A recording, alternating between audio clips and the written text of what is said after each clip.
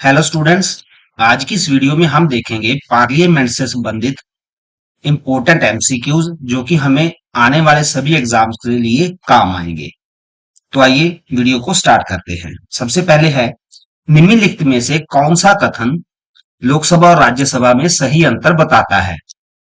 तो यहाँ पर हमने लोकसभा और राज्यसभा में सही अंतर बताना है। तो सबसे पहले है, लोकसभा एक परमानेंट हाउस है। ऐसा बिल्कुल नहीं है, क्योंकि लोकसभा का गठन 5 साल के लिए किया जाता है और 5 साल से पहले भी डिसॉल्व हो सकती है। आगे है, राज्यसभा को राष्ट्रपति भंग कर सकते हैं। ये भी बिल्कुल नहीं हो सकता, क्योंकि राज्यसभा एक परमानेंट हाउस है, इसको कभी भी डिसॉल्व नहीं किया जा सकता। उसके बाद हम देखते हैं ऑप्शन डी। ऑप्शन डी में है, दोनों सदनों का कार्यकाल 6 वर्ष का होता है। ऐसा बिल्कुल नहीं है। लोकसभा का मैंने आपको पहले ही बताया है, जो कार्यकाल है वो 5 साल का होता है।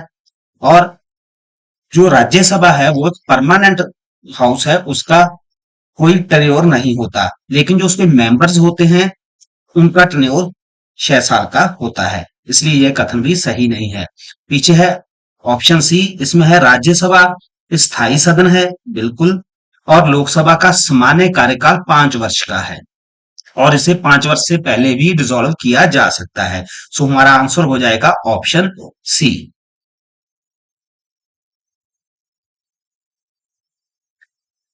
इसके आगे है, मनी बिल कहां प्रस्तुत किया जा सकता है। तो मनी बिल केवल और केवल लोकसभा में ही प्रस्तुत किया जा सकता है। इसका आंसर है ऑप्शन सी। और मनी बिल का जो प्रावधान है वो आर्टिकल 109 एंड 1 एंड 10 में दिया गया है। और कोई भी जो मनी बिल है उसको प्रस्तुत करने से पहले प्रेसिडेंट की प्रायर रिकमेंडेशन आवश्यक है, उसके बाद ही ये लोकसभा में प्रस्तुत किया जाएगा।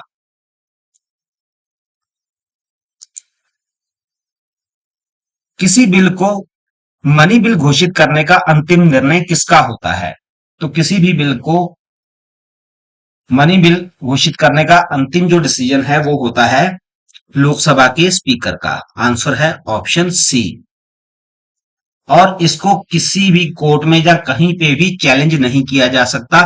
जो निर्णय लोकसभा के स्पीकर ने दे दिया कि ये वाला बिल मनी बिल है, तो उसको मनी बिल ही माना जाएगा, चाहे वो किसी भी किस्म का हो। सो इसका आंसर है ऑप्शन सी।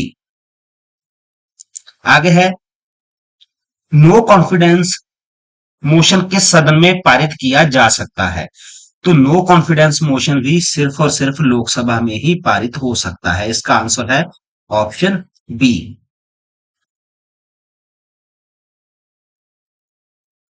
क्योंकि जो मंत्रिपरिषद होती है वो सामूहिक रूप से केवल लोकसभा के प्रति उत्तरदायी होती है। राज्यसभा सरकार को नहीं गिरा सकती, इसलिए सिर्फ और सिर्फ लोकसभा में ही अविश्वास प्रस्ताव को पारित किया जा सकता है। लोकसभा में एंग्लो इंडियन सदस्यों के नामांकन की व्यवस्था किस संविधान संशोधन द्वारा समाप्त की गई थी। तो इसके लिए 104th अमेंडमेंट किया गया था और ये अमेंडमेंट हुआ था 2020 में, जिसके द्वारा जो एंग्लो इंडियन के 2 सदस्य राष्ट्रपति के द्वारा लोकसभा में नॉमिनेट किए जाते थे, उनकी व्यवस्था को खत्म कर दिया गया। सो आंसर है ऑप्शन डी। निम्नलिखित में से कौन सा सांसदों का विशेषाधिकार नहीं है। तो कुछ ऐसे विशेषाधिकार एमपीज को दिए जाते हैं जिनका उल्लेख आर्टिकल 105 में दिया गया है, और हम लोगों ने बताना है कि इन चारों में से ऐसा वो कौन सा अधिकार है जो उन विशेषाधिकारों में शामिल नहीं है। तो सबसे पहले हम बात करते हैं संसद में अभिव्यक्ति की स्वतंत्रता। उनको संसद में फ्रीडम ऑफ स्पीच मिलता है, बिल्कुल मिलता है। संसद में दिए गए मत के लिए प्रतिरक्षा, वो जो भी वोट देते हैं संसद में उनके लिए उनको प्रतिरक्षा मिलती है। उसके आगे है हर आपराधिक मामले में गिरफ्तारी से छूट, ऐसा बिल्कुल नहीं है, सभी मामलों में उनको गिरफ्तारी से छूट नहीं मिलती।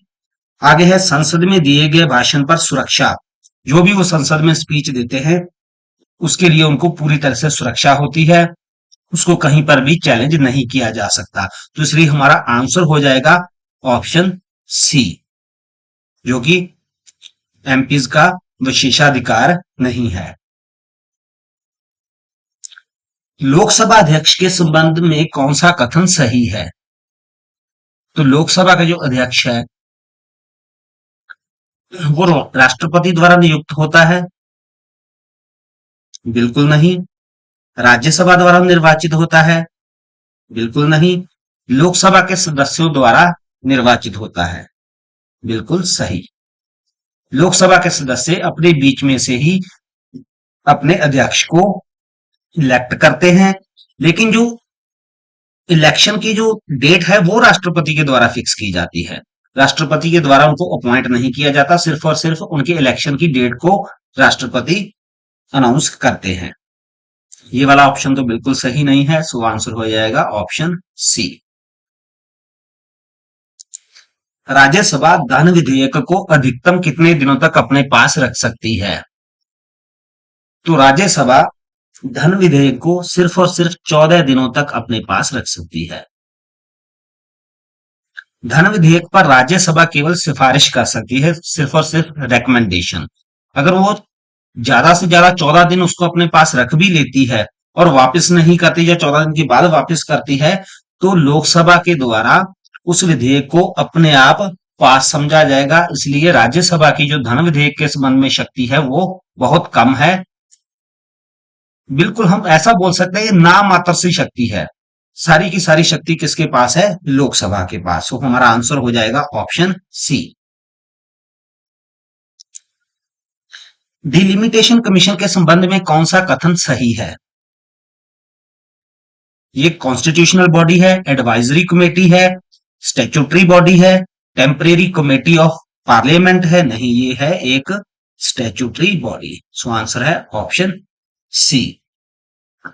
इसका जो गठन है वो किया जाता है राज्यसभा, सॉरी, लोकसभा और सभी राज्यों की विधानसभाओं के जो क्षेत्र हैं उनकी सीमाओं का निर्धारण करने के लिए। किसका गठन किया जाता है? डिलिमिटेशन कमीशन का। अब तक 4 डिलिमिटेशन कमीशन इंडिया में गठित हो चुके हैं। सबसे पहले 1952 में, दूसरा 1973, तीसरा 1963 और 73 और दूसरा 2002 में। ये 4 डिलिमिटेशन कमीशन अब तक इंडिया में गठित हो चुके हैं। धन विधेयक और वित्तीय विधेयक में सही अंतर कौन सा है?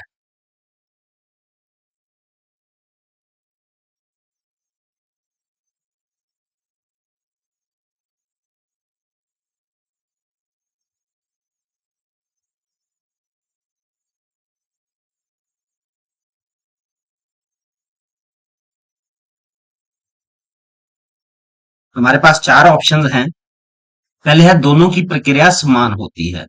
ऐसा बिल्कुल नहीं है, धन विधेयक की प्रक्रिया अलग है और वित्तीय विधेयक की प्रक्रिया अलग है।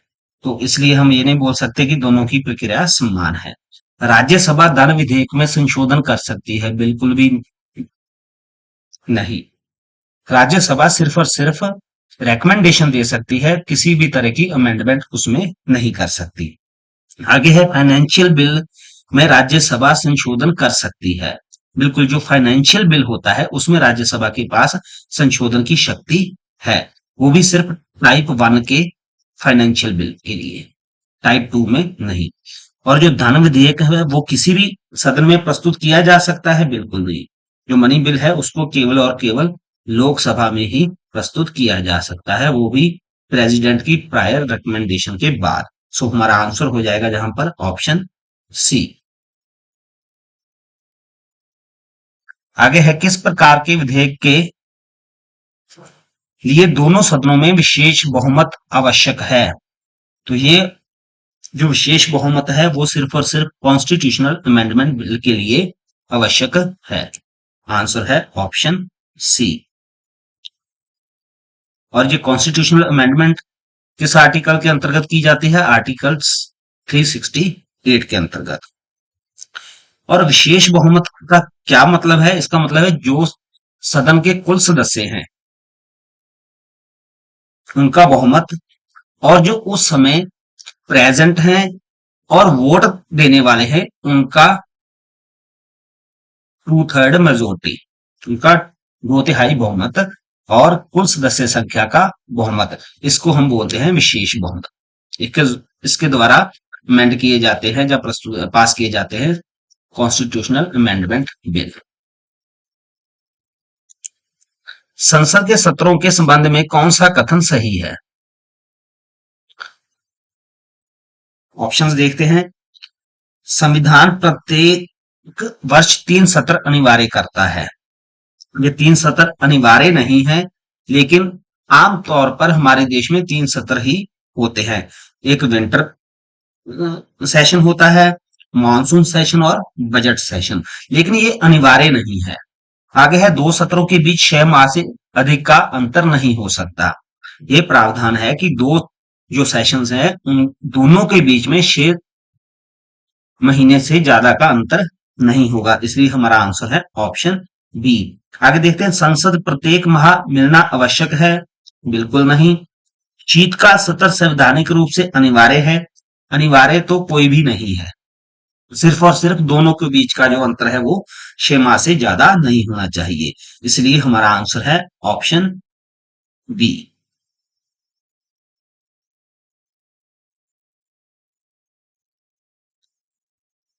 नो कॉन्फिडेंस मोशन स्वीकार करने के लिए कम से कम कितने सदस्यों का समर्थन आवश्यक है? तो इसके लिए 50 सदस्यों का समर्थन आवश्यक है। आंसर है ऑप्शन सी।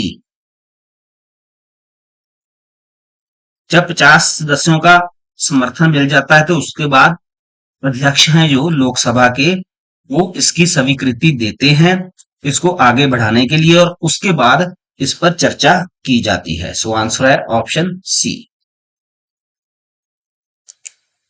निम्नलिखित में से कौन सा बिल सामान्यतः शुक्रवार को किसी गैर मंत्री के द्वारा प्रस्तुत किया जाता है? तो गैर मंत्री के द्वारा जो विधेयक प्रस्तुत किया जाता है वो है प्राइवेट मेंबर बिल, निजी सदस्य विधेयक। आंसर है ऑप्शन डी। और शुक्रवार को प्रस्तुत करने का इसकी एक रवायत है, ऐसा कंपलसरी नहीं है कि शुक्रवार को ही ये प्रस्तुत किया जाएगा। और इसको प्राइवेट मेंबर बिल क्यों बोला जाता है? क्योंकि ये किसी गैर मंत्री के द्वारा प्रस्तुत किया जाता है।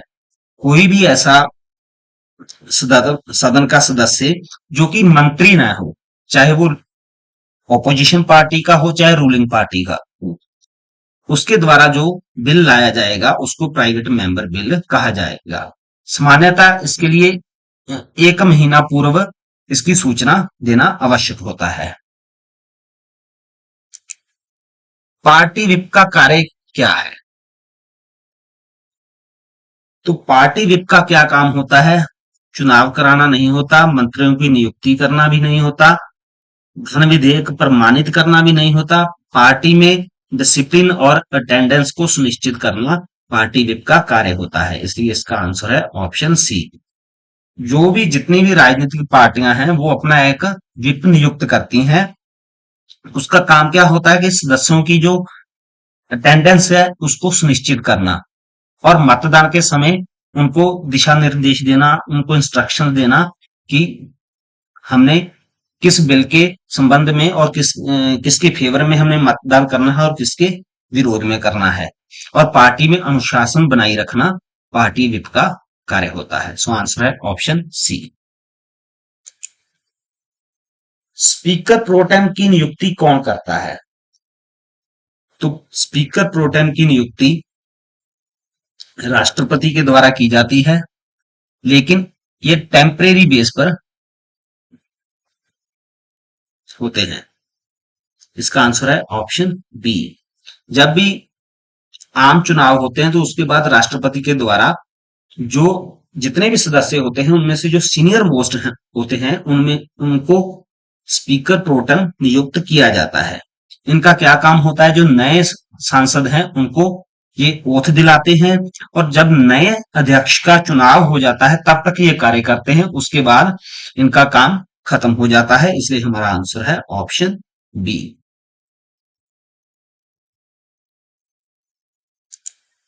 निम्नलिखित में से कौन सी संसदीय शासन प्रणाली की प्रमुख विशेषता है?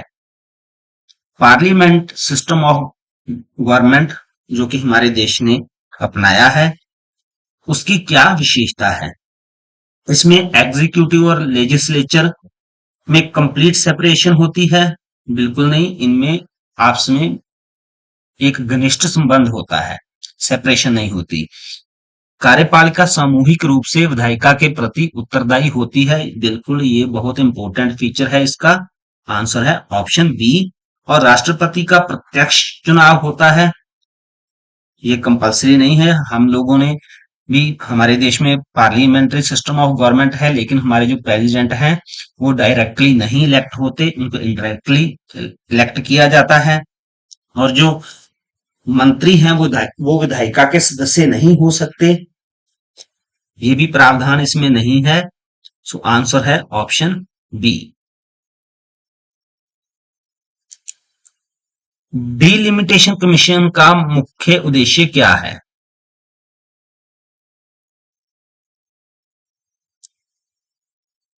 तो मैंने आपको पहले ही बताया था, लोकसभा और विधानसभा के निर्वाचन क्षेत्रों की सीमाओं का पुनर्निर्धारण करना इसका मुख्य काम है। सो इसका आंसर है ऑप्शन सी। विधायी प्रक्रिया में राष्ट्रपति की भूमिका के संबंध में कौन सा कथन सही है?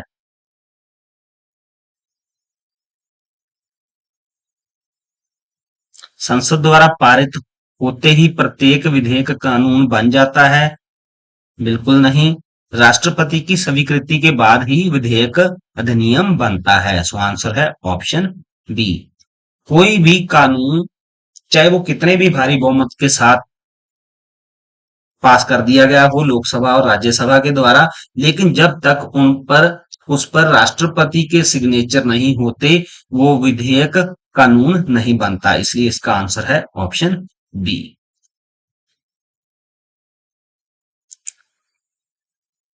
सांसद मंत्रियों से प्रत्यक्ष उत्तर प्राप्त करने के लिए किस संसदीय व्यवस्था का उपयोग करते हैं? तो वो उपयोग करते हैं क्वेश्चन आवर का, जो कि संसद की कार्रवाई में जो पहला जो घंटा होता है उसको बोला जाता है क्वेश्चन आवर। और इसमें मंत्री सदस्यों के प्रश्नों के उत्तर देते हैं। इससे कार्यपालिका उत्तरदायी बनती है। ये इसका फीचर है। आंसर है option D, sorry option B.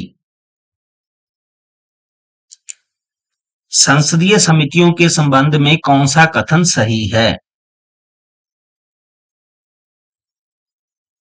संसदीय समितियों वे न्यायपालिका का भाग हैं? नहीं, न्यायपालिका के साथ इनका कोई संबंध नहीं है। वे प्रधानमंत्री को पद से हटा सकती हैं? बिल्कुल नहीं। उनकी रिपोर्ट कानूनी रूप से बाध्यकारी होती है? नहीं, इसकी जो रिपोर्ट होती है वो रिकमेंडरी नेचर की होती है, बाध्यकारी नहीं होती। वे सरकार के कार्यों की विस्तृत जांच में संसद की सहायता करती हैं। ये संसद की सहायता के लिए ही इनका गठन किया जाता है। सो इसका आंसर है ऑप्शन बी।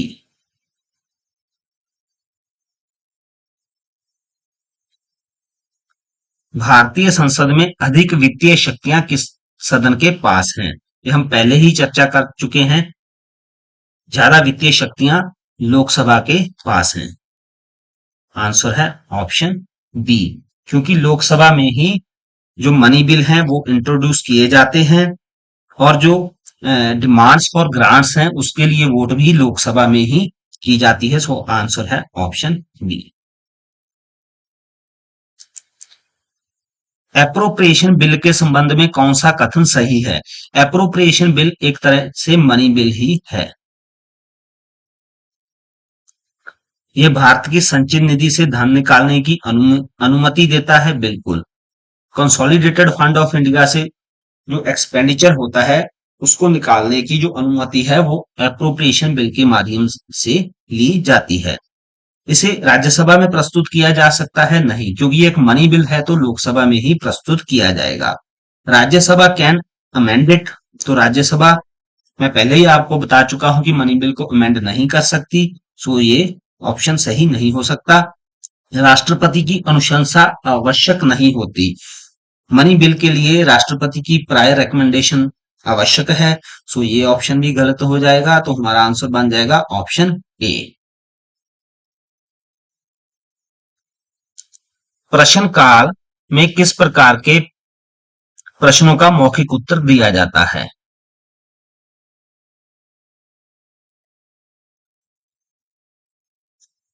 तो इसमें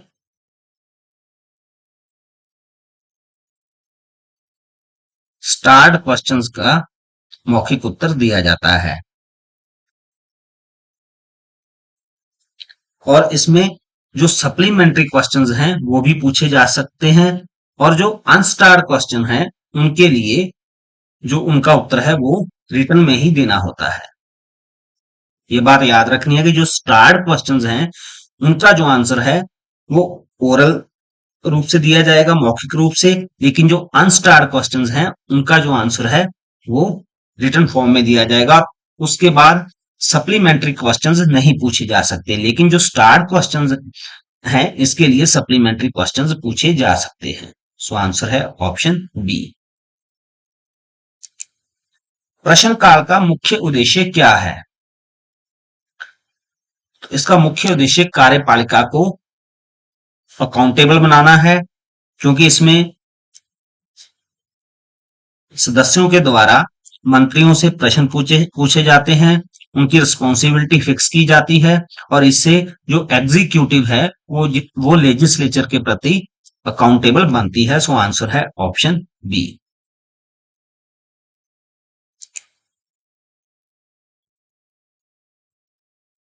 निम्नलिखित में से कौन सा संसदीय शासन प्रणाली का लाभ नहीं है?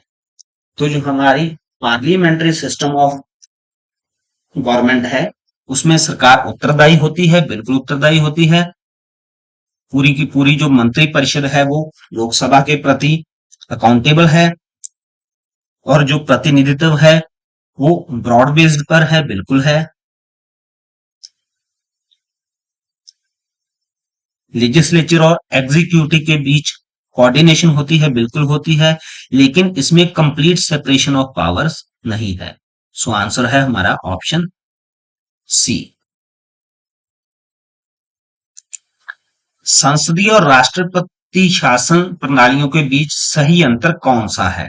जैसे हमारे देश में संसदीय प्रणाली को अपनाया गया है जिसको हम वेस्टमिंस्टर मॉडल बोलते हैं, और जैसे यूएसए है, यूएसए में राष्ट्रपति शासन प्रणाली को अपनाया गया है, वहां पर प्रेसिडेंशियल सिस्टम ऑफ गवर्नमेंट चलता है। तो इसमें जो मुख्य अंतर है वो कौन सा है? संसद प्रणाली में कार्यपालिका विधायिका के प्रति उत्तरदायी होती है, बिल्कुल होती है। राष्ट्रपति प्रणाली में कार्यपालिका हमेशा विधायिका के प्रति सामूहिक रूप से उत्तरदायी होती है, बिल्कुल नहीं होती। जैसे यूएसए में जो यूएसए के प्रेसिडेंट हैं वो अपने जो उनकी जो पार्लियामेंट है जिसको कांग्रेस बोलते हैं उसके प्रति उत्तरदायी नहीं होते। संसदीय प्रणाली में सरकार का प्रमुख हमेशा जनता द्वारा प्रत्यक्ष रूप से निर्वाचित होता है, बिल्कुल नहीं। हमारे देश में जो हमारा सरकार का जो प्रमुख है वो जनता के द्वारा प्रत्यक्ष रूप से निर्वाचित नहीं होता। दोनों प्रणालियों में कार्यपालिका और विधायिका के संबंध समान होते हैं, बिल्कुल ऐसा भी नहीं होता। जैसे हमारे देश में एग्जीक्यूटिव और लेजिस्लेचर के बीच घनिष्ठ संबंध है, लेकिन जो प्रेसिडेंशियल फॉर्म ऑफ गवर्नमेंट है उसमें ऐसा अनिवार्य नहीं है। सो हमारा आंसर हो जाएगा ऑप्शन ए। स्टूडेंट्स, अगर ये वीडियो आप लोगों को अच्छा लगा है तो वीडियो को लाइक जरूर करना, और अपने एग्जाम्स की बेहतर तैयारी के लिए मेरे इस चैनल को सब्सक्राइब कर लेना। Thank you.